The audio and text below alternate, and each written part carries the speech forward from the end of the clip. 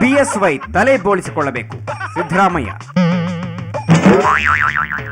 ಅದೇ ಕಾರಣಕ್ಕೆ ಅವರು ಎಲ್ಲಾ ದೇವಸ್ಥಾನಗಳಿಗೂ ಭೇಟಿ ಕೊಡ್ತಿದ್ದಾರೆ. ಯಾವ ದೇವರು ಮಂಡೇ ಡಿನೋಟಿಫಿಕೇಶನ್ ಮಾಡೋಕೆ ಒಪ್ತಿಲ್ವಂತೆ. ಅನಾರೋಗ್ಯ ಹಿನ್ನೆಲೆಯಲ್ಲಿ ಆಸ್ಪತ್ರೆ ಸೇರಿದ ನಿತ್ಯಾನಂದ ಸ್ವಾಮಿ.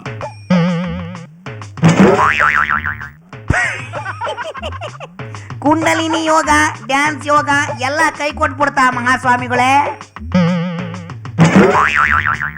ಅನಾರೋಗ್ಯದ ಕಾರಣ ಎಚ್ಡಿಕೆ ದಂಪತಿ ಹಾಜರಾತಿಗೆ ವಿನಾಯಿತಿ ನೀಡಿದ ನ್ಯಾಯಾಲಯ.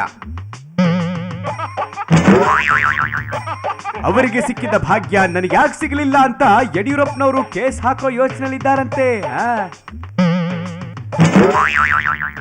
ಹಗರಣದಲ್ಲಿ ಬಿಎಸ್ವೈ ನೇರವಾಗಿ ಭಾಗಿಯಾಗಿಲ್ಲ. ರೇಣುಕಾಚಾರ್ಯ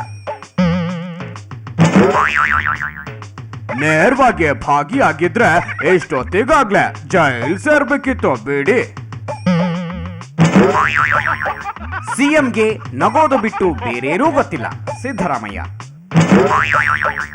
ಇನ್ನು 6 ತಿಂಗಳು ನಗಬೇಕು, ನಗಿಸ್ಬೇಕು, ಅದೇ ನಿನ್ನ ಧರ್ಮ ಅಂತ ಅಪ್ಪಣೆ ಕೊಟ್ಟಿದ್ದಾರಂತೆ ಮಾಜಿ ಸಿಎಂ. ಕೋರ್ಟ್ ಮುಗಿಸಿಕೊಂಡ ಮಾಜಿ ಸಿಎಂ ಆಮೇಲೆ ಜಿಂದಗಿ ನಾ ಮಿಲೇಗಿ ದುಬಾರಾ ಸಿನಿಮಾ ನೋಡಿದ್ರಲ್ಲ, ಹೇಗಿತ್ತಂತೆ ಪಿಕ್ಚರು? ಅರ್ಧ ಪಿಕ್ಚರ್ ಮುಗಿದ್ಮೇಲೆ ಟೈಟಲ್ ನ ಅರ್ಥ ಗೊತ್ತಾಯ್ತಂತೆ. ಅದಕ್ಕೆ ಓಡೋಡಿ ಮನೆ ಸೇರ್ಕೊಂಡ್ರಂತೆ. ಚಂಬೋಲಿಂಗ